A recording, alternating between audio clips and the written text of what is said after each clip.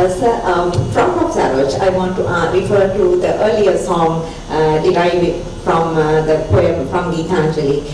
They say to that heavenly free country, let Father, awaken my country.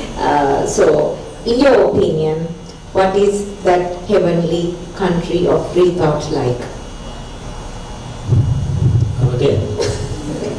So, in your opinion, what is a free country look like to you with free thinking people? What does it look like in your mind? It looks something like Sri Lanka to me. But anyway, I think if you are thinking of a free country, you would want freedom of expression, freedom of thought, and certainly without barriers, where there is respect for diversity, the diversity of views, and but rooted in its own traditions and in its own.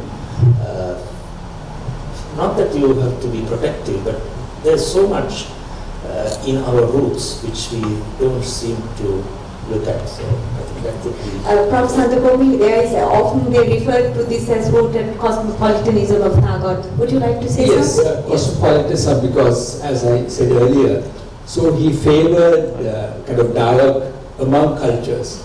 That's why he visited around 30 countries and 3 visits to Sri Lanka. But we will be discussing this later. But this the combination of East and the West. For example, here we teach the Western medicine, but at the same time the traditions of our, especially the local traditions, are there. So the Tagore wanted this to be more focused on the, as Saroj said, rooted in the Indian traditions. Especially he was not against the English, so he studied English very well. But he was critique about the Western education that provided by the colonial masters at that time, as Panduga said, to train. It happened here also. So that's why they created elite group. So, but especially I think what's important is because even the Tagore family is like, even his father was a philosopher and was part of a reformer and was part of this aristocratic family. But it was a hub of cultural and patriotic activity. So this is all because he's brought up, but he was brought up in a very free and independent kind of environment. That was his criticism about the schooling, especially. Like even the same since he like Martin Luther King. He went to Buena Vista for about 6th grade.